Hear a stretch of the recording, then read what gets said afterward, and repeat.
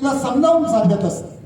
आपण सगळेजण पहिली दुसरी आपल्या वेळेला ज्युनियर सिनियर केजी नव्हते, पण बालवाडी आणि नाहीतर मला वाटतं इथली बरीच मंडळी डायरेक्ट थेट पहिलीतली.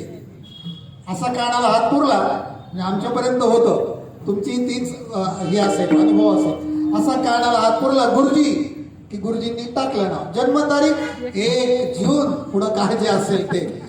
महाराष्ट्रातील भारतातील बऱ्याच जणांची जन्मतारीख 1 जून, कुणाच्या कृपेने? गुरुजींच्या कृपेने. मग आपण शाळेत गेलो, 8व्या शाळेचा पहिला दिवस. आता तरी सगळे आई वडील आणि मोठ्या दिमागात तो प्रवेश होतो, पण आपल्या वेळेला शेजारचा वाया गेला म्हणून हा चालला शाळेत. म्हणजे मी तर असाच गेलो. मी आणि खरंच बाळू नावाचा माझा मित्र होता. आम्ही दोघं खेळायचो. त्या बाळूच्या वडिलांनी त्याला शाळेत जायला सांगितलं आणि तो शाळेत गेला. मला खेळायला कोणी नाही म्हणून मी शाळेत गेलो. दुर्दैव असं झालं, नंतर तो घरी राहिला, मी पुढे कंटिन्यू झालो. परंतु पहिला दिवस शाळेचा जर आपण गेलो, 1-2 दिवसात जातात रडारडीमध्ये. त्यावेळेला रडारडी काय नव्हते, कारण गुरुजी असे एकदम प्रेमळ गुरुजी असायचे. आता गुरुजींचं सगळं बदलत चाललंय. पूर्वी पंत होते, पंत म्हणायचे. का पंत म्हणायचे त्याचं कारण मी तुम्हाला सांगतो. नंतर आले गुरुजी, नंतर आले सर, काही वेळेला मास्तर, पण सगळ्यात भारी शब्द कोणता आहे? मास्तर. कारण का? तर सर म्हणजे काय? सर बाजूला. आता याला जर म्हणायचं सर बाजूला, त्या सरला सर बाजूला, आपला शब्द नाही आहे. बरं, टीचर, टी आणि चेअर, चहा आणि खुर्ची याचा संबंध जास्त, ते टीचर. पण त्याच्यापेक्षा गुरुजी चांगला आहे. मोबाईलचा जमाना आहे, 3G येऊ द्या, 4G येऊ द्या, 5G येऊ द्या, पण गुरुजींचा काळ कधी बदलणार नाही. पण त्याच्याही पुढे जाऊन सांगू का, मास्तर याचा अर्थ मा म्हणजे आई आणि स्तर म्हणजे स्तर. आईच्या स्तरावर जाऊन जो शिकवतो तो मास्तर. आणि अशा मास्तरांचं दुसरं नाव पंत आहे. आणि पंत लहान मुलांना शिकवण्यासाठी कशा पद्धतीची कृती करतात, अभंगाचं प्रथम चरण.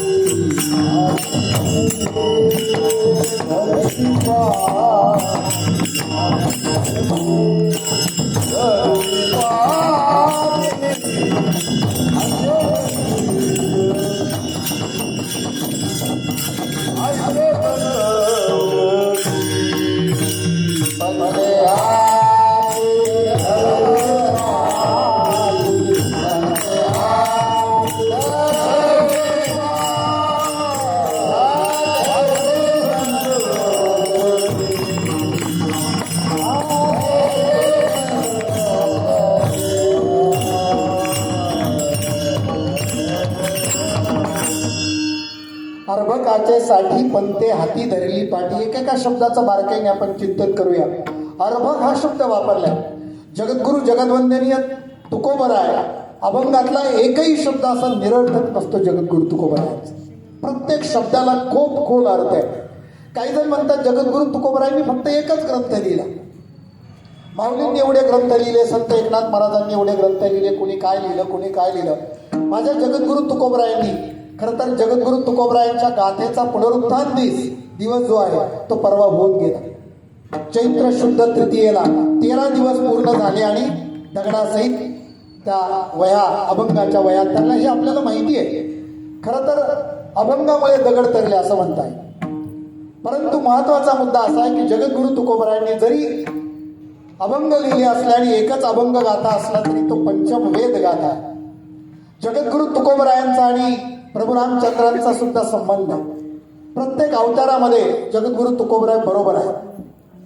पहिली सुरुवात अगदी आपण करायची झाली तर प्रभू रामचंद्रांच्या अवतारामध्ये जगद्गुरु तुकोबराय कोण होते? अंगद होते. तुम्ही जर गाथा मंदिरामध्ये गेला तर बाजूला ते सगळे चित्र दिलेली आहे, शिल्प दिलेली आहे. त्यानंतर भगवान कृष्णाच्या जन्मामध्ये कृष्णावतारामध्ये उद्धवाचा अवतार जगद्गुरु तुकोबराय. त्याच्याही अगोदर भक्त प्रल्हाद नरसिंह अवतारामध्ये भक्त प्रल्हाद, सुरुवात तिथून आहे. नरसिंह अवतारामध्ये भक्त प्रल्हाद, राम अवतारामध्ये अंगद, कृष्ण अवतारामध्ये उद्धव आणि पांडुरंग परमात्म्याच्या अवतारामध्ये संत नामदेव आणि पुन्हा संत तुकाराम असे पंचअवतारी संत आहेत. आणि पंचअवतारी जगद्गुरु तुकोबराय संत असल्यामुळे त्यांचा एक अभंग म्हणजे एक ग्रंथ आहे. ग्रंथ कशाला म्हणायचं? ज्याच्यामध्ये काहीतरी विषय आहे, ज्याच्यामध्ये फलद्रूपता आहे, ज्याच्यामध्ये हेतुकथन आहे. ह्या सगळ्या गोष्टी एका अभंगात आणि प्रत्येक अभंगाचं ध्रुवपद हा सिद्धांत आहे. आणि त्या सिद्धांताला दृष्टांताची जोड दिलेली. आता पहिल्या चरणात दृष्टांत आहे. दृष्टांत 2 प्रकारचे असतात. माऊली काही चुकलं तर मला सावरून घ्या.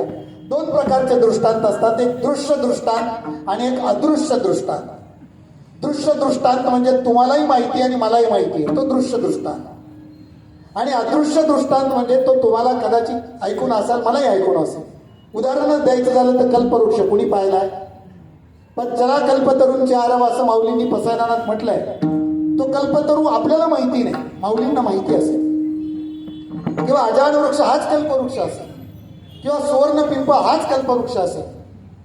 परंतु आपल्याला माहिती नाही. कल्पवृक्ष झालं, चिंतामणी झालं, परीस झालं हे आपल्याला माहिती नाही. हे अदृश्य दृष्टांत आहे. पण अर्भकाचे साठी पंते हाती धरली पाठी हा आपल्यासाठी दृश्य दृष्टांत. कारण तुम्हालाही माहिती पंत, मलाही माहिती आहे पंत. अर्भक म्हणजे लहान मूल. इथे लहान मुलासाठी, विद्यार्थ्यासाठी असा शब्दप्रयोग नाही केला. अर्भकच का म्हणले? कारण अर्भक हे मुलगा आहे का मुलगी हे माहिती नसतं, त्याला अर्भक म्हणायचं. तुम्ही पेपरला बातमी नवजात अर्भक आला अशी काहीतरी पेपरला बातमी असते. अर्भक म्हणजे तो मुलगा आहे का मुलगी हे माहिती नाही, कुठल्या जातीचा आहे का धर्माचा आहे हेही माहिती नाही, आणि त्याला काय येतं आणि काय येतं नाही हा विषयच नाही. अशा अर्भकासाठी जेव्हा तो शाळेत येतो तेव्हा ते पंत त्याला जेव्हा अ आ इ ई किंवा क ख ग घ शिकवतात तेव्हा ह्या मुलांना अक्षरशः पाठीवरती ते एक अक्षर गिरवत असतात. खरं तर पंत हे आता मोठे शिक्षक आहेत, त्यांना खूप ज्ञान आहे, त्यांना खूप माहिती आहे, त्यांना सगळे अक्षर ओळख आहे. पण तरी सुद्धा लहान मुलासाठी, त्या अर्भकासाठी पंतांनी काय धरली? हातामध्ये पाटी धरलेली आहे. आणि मग ते क कपाचा किंवा क करवतीचा असं गिरवू लागतात. हे शिकवणं लहानपणाचं आहे. पूर्वी पाटी आणि पेन्सिल पूर्वी आपल्या जमान्यात होती आणि त्याच पाटी पेन्सिलीचा हा दृष्टांत आहे. आता मला सांगा की हा दृष्टांत देत असताना जगद्गुरु तुकोबरायांनी या संतांचं वर्णन करत असताना सर्वात अगोदरचा दृष्टांत पंतांचा दिला. खरं तर जे अंतकरणाने मोठे असतात ते संत आणि जे डोक्याने मोठे असतात ते पंत. डोक्याने याचा अर्थ बुद्धीने, आणि मग बुद्धीने मोठे असणारे हे संत, हे पंत जेव्हा त्या लहान मुलाला समजून सांगतात, कुणीतरी येतं का हो गुरुजी तुम्ही तर एवढे मोठे फार अगदी डॉक्टरेट झाली, PhD झाली, तुमचं खूप मोठं शिक्षण झालं, तरी पण परत तुम्ही पाठी हातात का धरली? अरे बाबा, ती माझ्यासाठी नाही, मी या अर्भकासाठी हातात धरलेली. जेव्हा एखादी विद्वान व्यक्ती, उच्च स्तरावरती गेलेली व्यक्ती खाली येते, तेव्हा खाली येण्यामागची भूमिका त्यांची लहानांना समजून सांगण्याची असते. आणि आपला वारकरी संप्रदाय असा आहे की जिथे कोणीही यावं आणि उधळून जावं. जगद्गुरु तुकोबराय म्हणतात, यारे यारे लहान थोर, यारे